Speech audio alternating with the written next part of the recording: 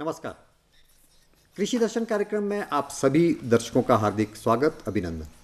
सर्वप्रथम दूरदर्शन शिमला की पूरी टीम की तरफ से आप सभी को कृष्ण जन्माष्टमी की ढेरों सारी बधाइयाँ। दर्शकों, आप जानते हैं भारत एक कृषि प्रधान देश है। साथ ही साथ हिमाचल प्रदेश में भी अधिकांश लोग कृषि बागवानी के ऊपर निर्भर हैं। एक अनुमान के आधार पर प्रदेश की जो कुल उत्पाद है, जीडीपी है, उसका लगभग 46 से 48% इन्हीं क्षेत्रों से, कृषि और बागवानी क्षेत्र से उत्पाद मिलता है। साथ ही साथ इसके साथ प्रत्यक्ष या अप्रत्यक्ष रूप से लगभग 71% लोग जो है वो रोजगार से जुड़े हैं। दोस्तों, आज हमारा विषय है हिमाचल के किसानों के लिए मिलेट बीज की जानकारी। दर्शकों, दरअसल में कुछ समय से जो मिलेट यानी जो मोटा अनाज है, उसके ऊपर फोकस कुछ कम हुआ किन्हीं कारणों से, लेकिन अब आज के इस दौर में, नए अनुसंधान के दौर में, जो मिलेट उत्पाद है उसकी बहुत सारी महत्ता है। मसलन विपणन के हिसाब से बहुत अच्छा है, आय के स्रोत के तौर पर बहुत अच्छा है, और साथ ही साथ वाणिज्यिक के साथ साथ जो इसके पौष्टिक वैल्यू हैं बहुत ज़्यादा है। आज हमारे कार्यक्रम का विषय ये है, और अपने एक्सपर्ट के माध्यम से ये जानेंगे कि जो मिलेट है, ये बीज क्यों ज़्यादा से ज़्यादा उगाया जाना चाहिए, और प्रदेश सरकार की तरफ से और भारत सरकार की तरफ से किन किन फसलों के ऊपर ज़्यादा फोकस किया जा रहा है। और इस महत्वपूर्ण विषय पर हमसे जानकारी साझा करने के लिए हमारे साथ स्टूडियो में मौजूद हैं डॉक्टर राजीव नास। डॉक्टर राजीव, आपका बहुत बहुत स्वागत। नमस्कार। डॉक्टर राजीव वर्तमान में बतौर विषय वस्तु विशेषज्ञ यानी एसएमएस के तौर पर हिमाचल प्रदेश के कृषि विभाग में बतौर एक्सपर्ट तैनात हैं और सेवाएं दे रहे हैं। दर्शकों, यदि आपकी भी कोई समस्या है आज के विषय से संबंधित, कोई भी जानकारी चाहते हैं तो सरल है, आप दूरभाष के माध्यम से सीधे हमसे वार्तालाप स्थापित कर सकते हैं। उसके लिए आप हमारे टेलीफोन नंबर्स नोट कर लें। हमारे नंबर है 28000177। दूसरा नंबर भी नोट कर लें, दूसरा नंबर है 28000178। नंबर मैं दोबारा रिपीट किए देता हूं, नंबर है 28000177। दूसरा नंबर है 28001778। और जो दर्शक मित्र प्रदेश से बाहर से अथवा मोबाइल से कॉल कर जुड़ना चाहते हैं, उनको एसटीडी कोड लगाना है। एसटीडी कोड है 0177 यानी 0177। तो दर्शकों, उठाइए फोन, बताएं अपनी समस्या, आपकी समस्या का हल हम जरूर बताएंगे। डॉक्टर राजीव, बहुत महत्वपूर्ण विषय है मिलेट के बीज। थोड़ा सा हमारे दर्शकों को जानकारी के लिए बताएं कि ये मिलेट का क्या इतिहास है और आज की डेट में क्या स्थिति है प्रदेश में। डॉक्टर साहब, मिलेट का इतिहास हमारा काफ़ी पुराना है। आज के दौर में इसकी विषुप्ति इसमें कमी पाई गई है, क्योंकि इसका मेन मकसद है कि हमारा जो कैश क्रॉप पे लोग किसान ज़्यादा जा रहे हैं। पर्टिकुलरली जब आज के दौर में हमारा 6500 हेक्टेयर के आसपास की भूमि पर इसकी कृषि होती है, कृषि भूमि पर इसकी कल्टीवेशन हो रही है, जिसमें मोटे तौर पे रागी का 2000 हेक्टेयर एरिया में, और दूसरे जो हमारे अदर मिलर्स है वो 4500 हेक्टेयर भूमि पर वो उसका कल्टीवेशन कर रहे हैं जी। और इसमें तकरीबन हमारे 20,000 के आसपास फार्मर उगा रहे हैं जो मोटा अनाज है, उगा रहे हैं जी। मोटे अनाज में हमारे पास जो आइडेंटिफाइड क्रॉप्स हैं हिमाचल के लिए पर्टिकुलरली 22 क्रॉप्स हैं जी। 22 में हमारा तकरीबन पूरा होल ऑफ द स्टेट में मोटे अनाज में जो हमारी पुरानी मक्की है, पुरानी गेहूं है, पुरानी ज्वार है, बारले है, ओट्स है, ये तकरीबन सारी कवर्ड है इसमें जी। पर जो मेन फोकस जो हमारी जो सरकार का है या भारत सरकार का है, जो जिससे हमारी जो मेडिसिन वैल्यू बढ़े और हमारा इकोनॉमिक स्टेटस भी बढ़े, उसके लिए जो हमारा मेजर कुछ फसलों जैसे आपने कहा उनके ऊपर मेजर फोकस है। लेकिन आपने कहा कि इसमें आइडेंटिफाइड जो क्रॉप्स हैं वो 22 हैं, और मोटे मोटे तौर पर आपने बताया भी कि जो मोटा अनाज जो है, परंपरागत जो अनाज होता था, फसलें उसमें सारी इसमें आती जी। अब आप बात कर रहे थे डॉक्टर साहब कि इसमें जो 22 जो फसलें हैं आइडेंटिफाइड हैं, इसके अलावा मोटे तौर पर जो है भारत सरकार, प्रदेश सरकार का कुछ फोकस किन्हीं फसलों के ऊपर है, वो क्या क्या है? उसमें मेन हमारा एमरैंथस, जिसको हम चुलाई कहते हैं, तो या स्यूल कहते हैं, इसका क्योंकि इसकी मेडिसिनल वैल्यू भी बहुत है जी। इसको हमारे ऑलमोस्ट 360 मीटर से लेके 2500 मीटर तक उगाया जाता है जी। और इसमें ज़्यादा कल्टीवेशन कोई कॉस्ट भी ज़्यादा नहीं है जी। इसको लगाएं आराम से, इसको हार्वेस्टिंग तक, इसमें ज़्यादा डिजीज का भी नहीं है, कोई प्रकोप भी नहीं है और इसकी जो मेडिसिनल वैल्यू है ना जी, उससे किसान हमेशा स्वस्थ रहेगा, वो रहेगा। इसलिए भारत सरकार भी कर रही है, हिमाचल सरकार भी कर रही है कि इसको प्रोत्साहन दिया जाए, कल्टीवेशन किए जाए। इसमें देखा जाए तो जो थोड़ा हमारा धार्मिक भी है इसके साथ जुड़ा हुआ। और मैं आपको बताना चाहूँगा जो आज का दिन आपने चुना है, मैं सौभाग्यशाली हूँ कि हो सकता है इससे पहले भी प्रवक्ता आए होंगे हमारे बालूगंज से कि आज जन्माष्टमी भी है और जो टॉपिक चुना गया है वो बिल्कुल धार्मिक आस्था से जुड़ा गया हुआ है।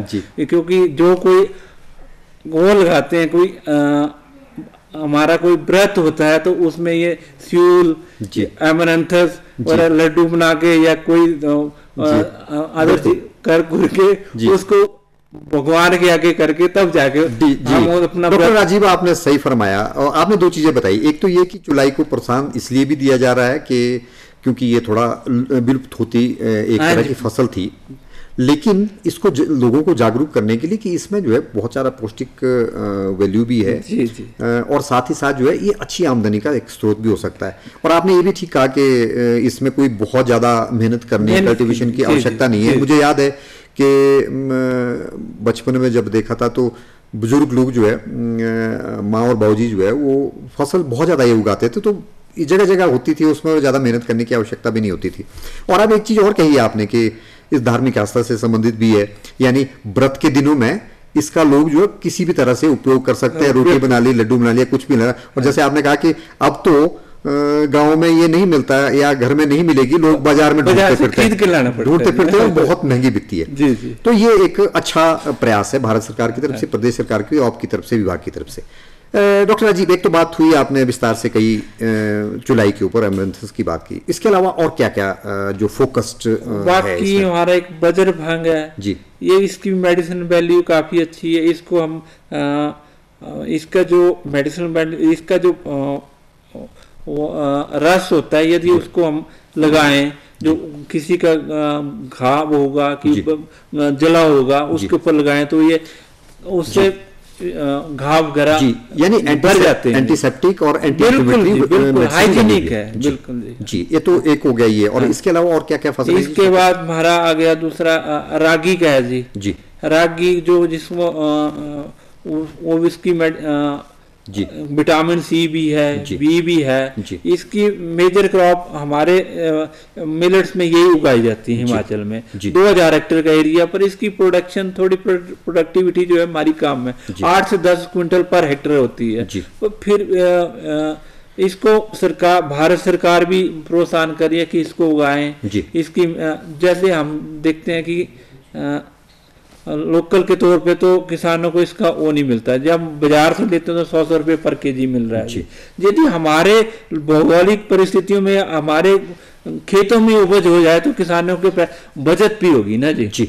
मेन डिस्ट्रिक्ट है हमारा शिमला, कुल्लू का है ये, फिर पार्ट ऑफ कांगड़ा का जो बैजनाथ एरिया हो गया या बड़ा बंगाल एरिया हो गया, चंबा का थोड़ा सा पार्ट, मेला ब्लॉक हमारा काफी कवर करते हैं, तीसरा का है, सलूनी का है, भरमौर का है, बाकी लाहौल में सिरमौर का जो ऊपर जो एरिया है इसमें काफी मात्रा में उगाई जाती है। पर इसका एक आपको एक चीज और बताना चाहूंगा कि इसका जो वेस्ट है वो भी उससे भी हमारी टोकरी या कोई मैट्स वगैरह भी बनाई जाती है। जो रागी का जो बच जाता है वेस्ट मटेरियल, उससे मैट्स बड़ी अच्छी बनी जाती है और इसकी कॉस्ट भी बड़ी प्रीमियम कॉस्ट पे बिकता है इसका मटेरियल। तो कहने का तात्पर्य है कि आप बतौर एक्सपर्ट जो है ये सुझाव दे रहे हैं हमारे बाग किसान और भाइयों के लिए, वो ये कि इसको ज़्यादा से ज़्यादा उगाया जाए और इससे फसल के दाम तो मिलेंगे ही मिलेंगे, परंपरागत फसल जो है दोबारा जिंदा हो जाएगी और साथ ही साथ तो इसका वेस्ट है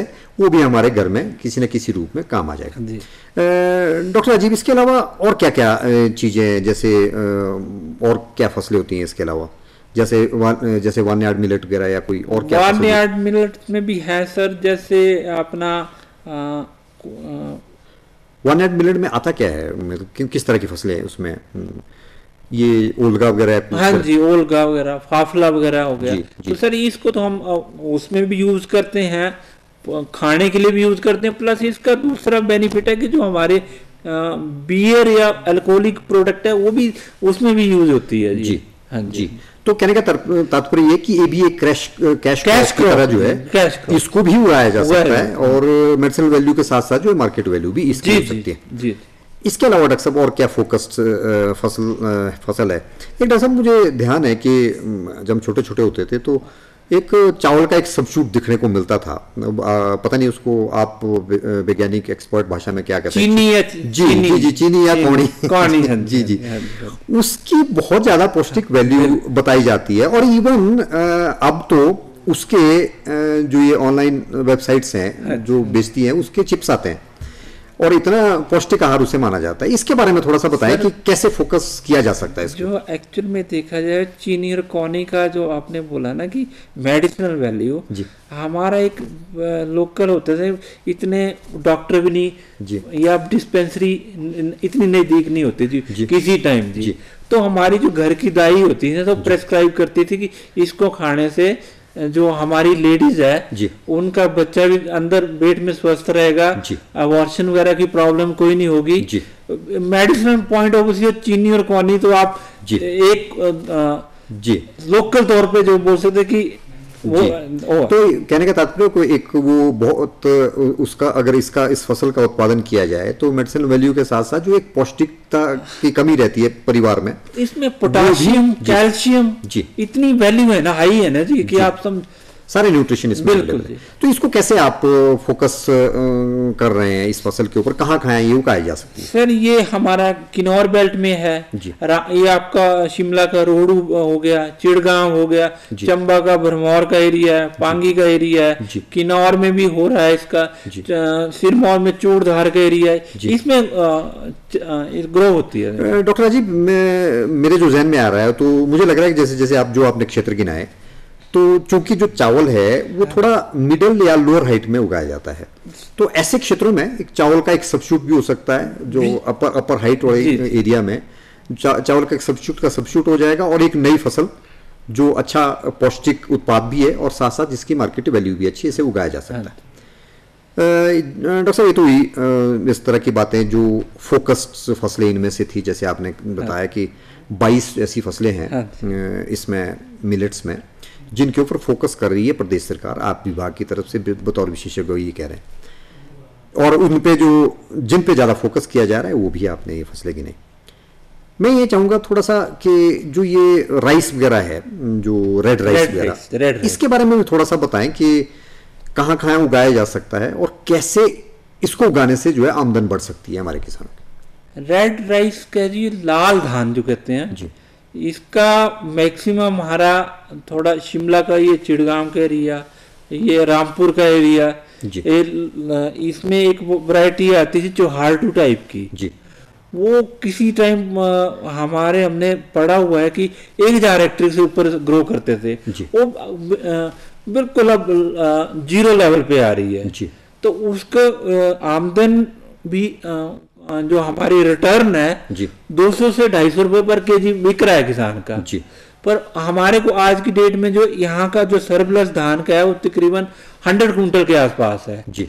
इसके अलावा दूसरे जिलों में कुल्लू का आनी और निर्मंड एरिया है जी, वहां पे भी एक जट्टू टाइप की वैरायटी है या मलाथी वैरायटी की वैरायटी है, वो उगवाई जाती है। चंबा में हमारा एक सुकारा धान है जी, कांगड़ा में एक जीनी टाइप की है जीनी टाइप की जी, वो उगाई जाती है बैजनाथ के इलाके में, धर्मशाला के इलाके में या बड़ा बंगाल के इलाके में जी। जो इसका फायदा इतना ज्यादा है ना जी, हमारे लोकल धान दूसरे धान लगा रहे हैं उसका हमें रिटर्न मिलती है ऑलमोस्ट, आप ले लो 25 से 30 रुपए पर केजी, इतने बिकेगा बिल्कुल। और जो ये जो दे रहा है हमारे सब्सिट्यूट जो हम लोकल लगा रहे हैं उसको 200 से 250 रुपए पर केजी हंसता हुआ किसान से लेके जा रहे हैं जी, बाहर वाले जी।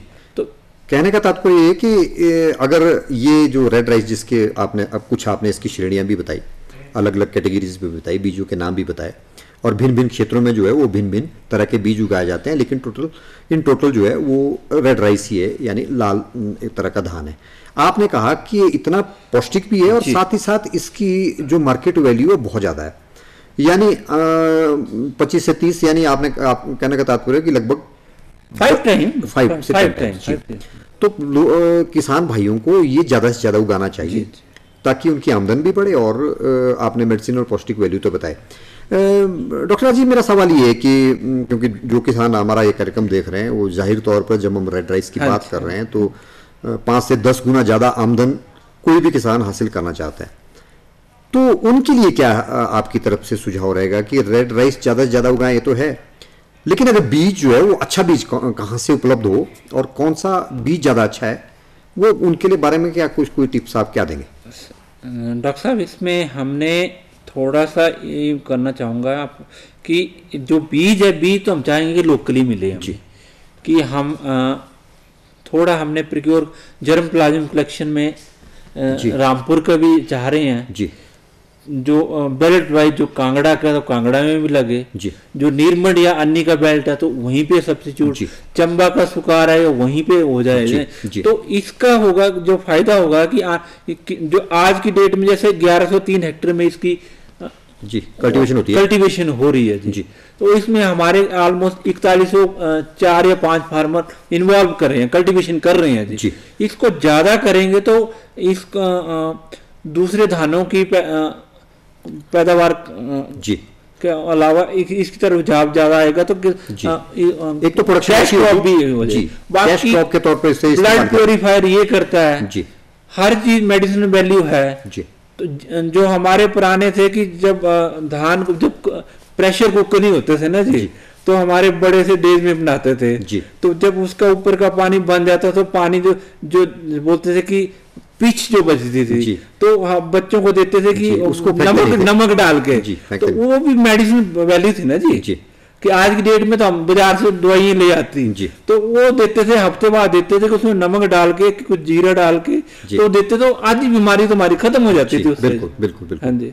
तो स्वाभाविक तौर पर डॉक्टर साहब, जैसे आपने कहा कि 200 से 250 रुपए पर केजी बिकता है, तो स्वाभाविक तौर पर इसलिए बिकता है क्योंकि एक तो वो बहुत ज़्यादा स्वादिष्ट होता है, बहुत ज़्यादा पौष्टिक होता है और बहुत सारी मेडिसिनल वैल्यू है, न्यूट्रिशियस है।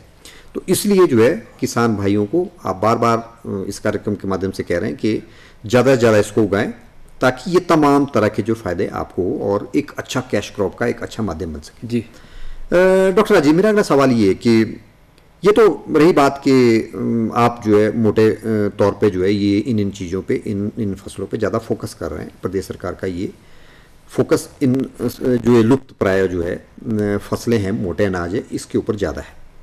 भारत सरकार की तरफ से क्या सहयोग मिल रहा है, या कोई आप ऐसा कोई प्रोजेक्ट जो भारत सरकार को सौंप रहे हो जिससे प्रदेश को आने वाले समय में फायदा हो? सर, भारत सरकार का एट प्रेजेंट जो है एक हमारा राष्ट्रीय खाद्य सुरक्षा मिशन के तहत कंपोनेंट का अवार्ड है, उसमें हमारा तकरीबन मिलेट्स पे ही कंपोनेंट दिया हुआ है। तो ओवरऑल जितना बजट आता है एनएफएसएम में, उसका 10% जो बजट है वो इन्हीं क्रॉपों के ऊपर है जी। तो हिमाचल को जैसे बजट एलोकेशन हुई है इस बार की 9 करोड़ के आसपास, तो जो 93 लाख का जो बजट है इन्हीं क्रॉप्स के ऊपर है। इसमें जो मेन पर्टिकुलर फोकस दिया हुआ है कि हमें इस पे डेमोन्स्ट्रेशन लगाएं जी, बाकी मिनी हम किसानों को सब्सिडी पर बीज उपलब्ध कराएं जी, या फिर जो उनको कोई खरपतवार या कोई चीज बीच में कोई उसके आए तो पंप पे सब्सिडी दी जा रही है। इसके अलावा हमने भी भारत सरकार को रिसेंट एक प्रोजेक्ट सबमिट किया हुआ है जी। उसमें क्या है? उसमें हमने मेजर कंपोनेंट कवर किया और डेमोन्स्ट्रेशन का ही कवर किया हुआ जी। उसमें हम जो मिलेट्स का है उसमें 1000 डेमोन्स्ट्रेशन का है, एक हेक्टेयर का, और रेड राइस पे ही हमने ज्यादा फोकस किया सर। 1000 हेक्टेयर रेड राइस में ही लाना चाहिए, 1000 हेक्टेयर जी। तो उनमें जो किसान भाई हैं इनको कोई प्रशिक्षण वगैरह भी आप? बिल्कुल हम प्रशिक्षण देंगे। हम चाह रहे हैं कि एक उसमें हमने 50 प्रशिक्षण का प्रावधान किया हुआ है जी। तो हम चाह रहे हैं उसमें थ्रू एक्सपोज करें कि कहाँ से विजिट करवाएं जी। दूसरा मिनी किट के तहत करवाएं कि किसान का हम तत्पर रहेंगे कि उनकी इनकम कैसे जनरेट होगी, क्योंकि भारत सरकार का भी है, हिमाचल सरकार का भी है कि 2022 तक किसान की इनकम भी डबल करनी है जी। तो ये ऐसे ऐसे चीज करेंगे तभी जाके फायदा होगा ना जी। तो इस प्रोजेक्ट में आपने बहुत सारी चीजें जो है, जैसे आपने बहुत सारे एलिमेंट्स इसमें रखे हैं, और जब अगर संभव तो ये प्रोजेक्ट जो है भारत सरकार से अप्रूव होके आ जाएगा, अगर अप्रूव होके आ जाएगा तो आपने कहा कि इस पे डेमोन्स्ट्रेशन देंगे, किसानों को प्रशिक्षण देंगे, वर्कशॉप्स आयोजन करेंगे, विजिट्स करेंगे और उनको तमाम तरह की जानकारी देंगे ताकि उनकी आमदनी भी बढ़े और नई नई टेक्नोलॉजी के साथ, नए नए बीज के साथ जो है अपनी उत्पाद पैदा करें। डॉक्टर साहब, मेरा अगला सवाल ये कि राजमा के ऊपर आप बता रहे थे, कुछ थोड़ा सा बताएं क्या फोकस है और क्या किस तरह का? राजमा का ऐसा था कि हमारे प्रदेश में इसकी इतनी वैरायटी है ना जी, आप 10 किलोमीटर के बाद देखेंगे तो दूसरी वैरायटी को हो जाता है। मैं जैसे चंबा डिस्ट्रिक्ट का बिलोंग करता हूँ, मैंने 5 साल के आसपास भरमौर में सर्विस दी हुई है अपनी। तो भरमौर के बेल्ट में कुछ अलग स्पीसीज होगी, उसके बाद 10 किलोमीटर एक एरिया आता है लाहौर जी, वहां कुछ और नहीं, वो वैरायटी है, वो बहुत अच्छी बात है। लेकिन आपका उसका चाहेंगे कि डीएनए टेस्टिंग हो जाए जी। उसके अलावा उस पे भी हमने एक प्रोजेक्ट सबमिट किया हुआ है गवर्नमेंट ऑफ हिमाचल प्रदेश को पारंपरिक बीज संरक्षण योजना के तहत कि उन्हीं लोग वोकल फॉर लोकल के नाम से, तो उनका बीज हम लेके डीएनए टेस्ट करा के वैरायटल का हमें थोड़ा सा मिल जाएगा, तो उसी को भी हम बढ़ावा देंगे कि फार्मर राजमाश हो, चाहे माश हो, चाहे अदर क्रॉप्स हो, इवन रेड आपने दो क्रॉप्स का जिक्र किया, हमने उसमें पोटैटो भी डाला हुआ है जी, क्योंकि हमारा जो पोटैटो है लाहौर के छोड़ के अदर जो डिस्ट्रिक्ट में वो भी बहुत ज्यादा पौष्टिक है जी। आप चाहे शिमला का ले लो आप, चाहे बरमौर पांगी बेल्ट का एक रेड पोटैटो के नाम से है तो क्वालिटी में थोड़ा सा इन्फीरियर है, पर प्रोटीन पौष्टिक मिल जाता है जी। तो ये डॉक्टर जी आपने कहा कि जो आप प्रोजेक्ट सबमिट भी किया और जिसमें आप प्रोत्साहित भी कर रहे हैं प्रदेश के किसानों को, उसमें राजमा की जो परंपरागत वैरायटीज हैं उनके ऊपर, और जो आलू है उसके ऊपर जिसमें बहुत ज्यादा न्यूट्रिशियस वैल्यू है, और आपने ये भी कहा कि इनके ऊपर जो है ज्यादा फोकस किया जाना चाहिए। डॉक्टर साहब, सवाल और भी है जहन में, लेकिन किसी और कार्यक्रम में जाने का प्रयास करूंगा। लेकिन आप स्टूडियो में आए, इतनी महत्वपूर्ण जानकारी इस महत्वपूर्ण विषय पर आपने दी, आपका बहुत बहुत धन्यवाद। नमस्कार। दर्शकों, इस आशय और विश्वास के साथ कि जो भी जानकारी हमने आपको दी उससे आप जरूर लाभान्वित हुए होंगे। साथ ही साथ जो मोटे अनाज और ये जो मिलेट्स है इसके ऊपर आप ज्यादा से ज्यादा फोकस करें। अगले अंक में एक नए विशेषज्ञ के साथ आपसे फिर भेंट होगी। तब तक आप स्वस्थ रहिए, अपना ख्याल रखिए और मुझे अपने होस्ट और दोस्त डॉक्टर जगजीवन शर्मा को दीजिए इजाजत। नमस्कार। नमस्कार।